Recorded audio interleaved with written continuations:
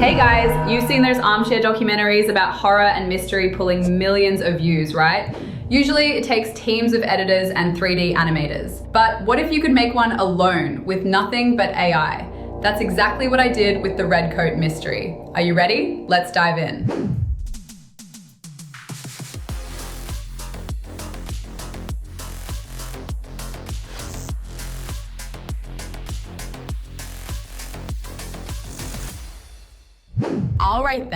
All right guys, let's start our tutorial. As you can see, YouTube channels like Fern are collecting millions and millions of views on YouTube and TikTok. And behind this channel, there is a big team of over 20 people working behind the scenes. And it's quite a complicated work to make one video like this. This takes a couple of weeks with a lot of 3D animations and a lot of hard work. But in this tutorial, I'm going to show you how you can easily recreate this kind of style of scary armchair documentaries of detective stories just using this AI alone. We don't need a big team. We don't even need a voiceover artist. We'll do everything with AI, starting from images, style, voice, story, and putting the all together. Let's get started. As always, we are going to start with ChatGPT, and we asked it to learn everything about Fern-like style. So to study Fern channel and then learn everything about his style. So ChatGPT saying it's going to create documentary, essay vibe, deep research, history facts, and less known urban stories. And then we have also visual storytelling, low polygon, clean motion design, a lot of fog, only mostly blue, dark, dark red, and black colors.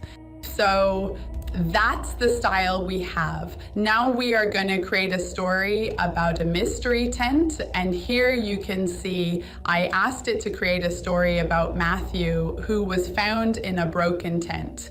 And this is a huge mystery story. I'm not going to read it right now, but in the end of the video, you'll see how it turned out. Then I'm gonna ask to add a couple of extra details and make it more suspenseful. Then I ask it to criticize and check the story and see how we can add more suspense, more chilling facts. And you see ChatGPT comes back with its own critiques and gives a lot of ideas. And I like ideas 6, 5, and 4 and going to add it to the story as well. And here is our final story ready to go. It should be about 2 or 3 minutes chilling video made out of this. Now, what we are gonna do, is develop the visual style, and we need a breakdown of the scenes. So for each scene, I'm asking it to create visual style prompts, which we can try and use. And for example, we're gonna do it with first 3 scenes, and here is the prompt for each one. And now let's try to generate them. For the image generation, I tried different models, and honestly, I think still nothing beats Midjourney in terms of vibe and scary fog. So here is several generations I got from Midjourney. And look, it looks really amazing. And only thing that I don't like is that it doesn't really follow the Fern style. So we have too much colors, and what I want it to have is only mostly shades of blue and red and dark. So there is way too much of realism here. However, I love the composition, I love the storytelling, I love the vibes, and now we are gonna improve the styling as well. And to improve the styling, we went to Vortex Channel Agent. It's a AI agent which can do a lot of modifications to the images using the best models such as Nano Banana, Seed Dream, and many others. And I'm putting my original image as a prompt, and also I give the reference style, and I ask to restyle this image in the style of image 2 and keep the details and composition without change. And here is the result we got. See, it's much closer to the style we have in Fern videos. And I asked it again in different model, and again, I get even better results. And what you can also do is to describe the style in text instead of reference images. And then we also get a couple of generations, something like this, using the text as well. Then you're gonna pick the ones you like, and we go to the next stage is animation.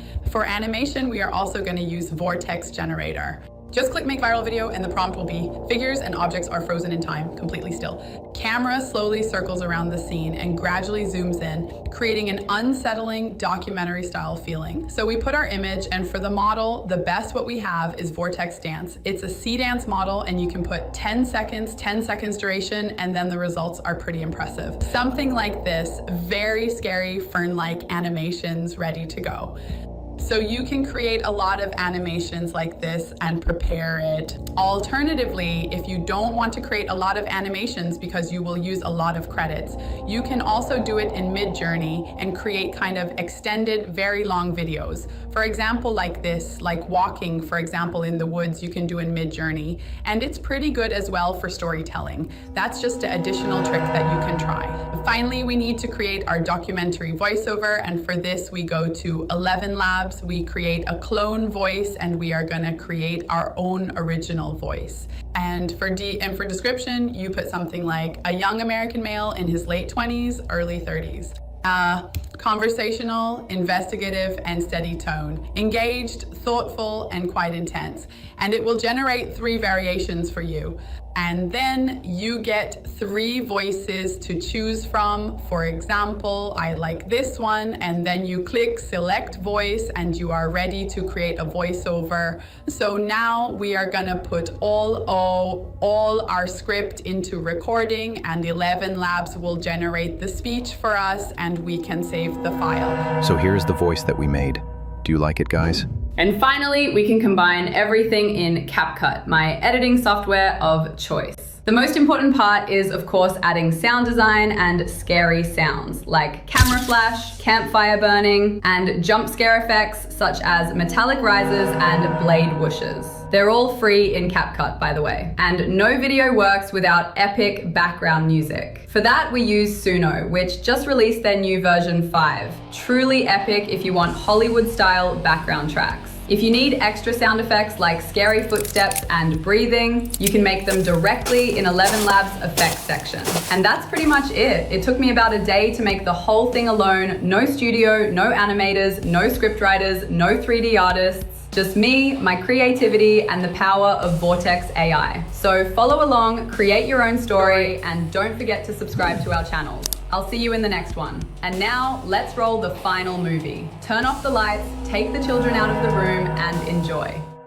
In the fall of 2021, deep in the Roosevelt National Forest of Colorado, a young couple, Emily and Daniel Harris from Boulder, set out on what was supposed to be a quiet weekend hike. What they found in those woods has since become one of the most disturbing mysteries tied to Colorado's long history of disappearances.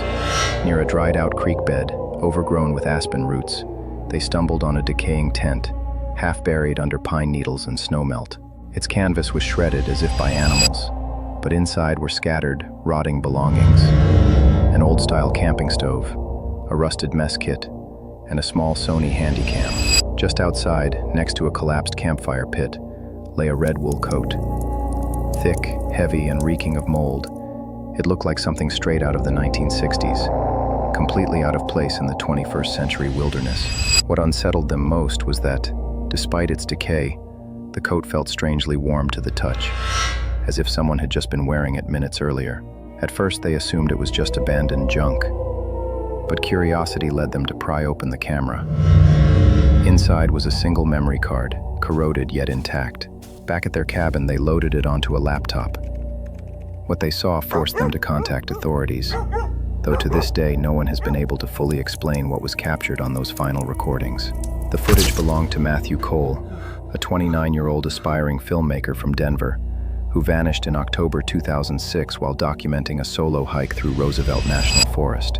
His case remains one of Colorado's most baffling unsolved disappearances. Search teams found no trace, no body, no gear, not even footprints, until this card was discovered. The recovered video begins ordinarily enough. Matthew sets up camp near a ridge at 8,700 feet elevation, October 14th, 2006. He films himself cooking a simple meal of soup on the fire. Then, movement. Out of the dark tree line, 2 figures emerge. A man and a woman, middle-aged, gaunt, their skin pale and tight as if dehydrated. Their clothes look decades out of place. worn, faded hiking gear straight out of the 1960s. The woman wears the red coat. At first, Matthew greets them warmly, even offering them food and water. But the longer they sit by the fire, the stranger it becomes. Their clothes look soggy and wet, though October had been dry that year. When Matthew offers them to sit closer to the warmth, they seem to recoil, almost like wild animals afraid of the flame. Their hollow eyes stare straight through him, not at him, staring as if he weren't there at all. He offers them food again. They look starving, their bones sharp beneath their skin, yet they do not touch it. Their voices are barely audible, thin and slithering, like a snake's hiss, as if they hadn't spoken in years.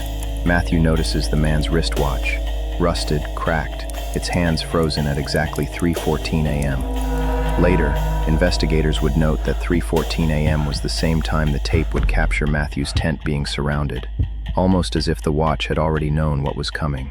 Stranger still, they have no backpacks, no tent, not even a camera to suggest they were hikers at all. The tape runs for 20 more minutes before they stand, thank him quietly, and fade back into the woods. Later that night, Matthew leaves his camcorder running inside the tent. Around 1:13 a.m., the footage jolts awake with the sound of twigs snapping outside. Matthew's breathing grows frantic. He grabs his flashlight, unzips the tent, and steps out. The camera catches only the beam of light swinging wildly across the pines. Hello? "Who's there?" he shouts. Hello? Then the lens swings down. On the ground, just feet from the tent, lies the red coat, the same one the woman wore hours earlier. Matthew lifts it briefly. It is impossibly warm to the touch despite lying out in the freezing night air. The recording captures his muttered confusion. The tape ends minutes later. We hear slow, deliberate footsteps circling the tent, a low, almost inhuman whisper, then muffled, struggling noises, and silence. That was the last known image of Matthew Cole. His body was never recovered. The tent, camera, and red coat remained hidden for 15 years until Emily and Daniel's discovery. Even more disturbing, investigators traced the style of the clothing to a couple reported missing in the exact same forest in October 1962, Harold and Ruth Wilcox of Fort Collins. They were last seen wearing nearly identical outfits. Their case, too, was never solved. What really happened in those woods? Was it starvation, hallucination, or something much darker? Something that still roams Roosevelt National Forest 60 years later. Nobody knows. But the red coat remains in evidence storage in Boulder County, mold-stained, weather-worn, and radiating the same unanswered question: who, or what, was really sitting by Matthew's fire that night?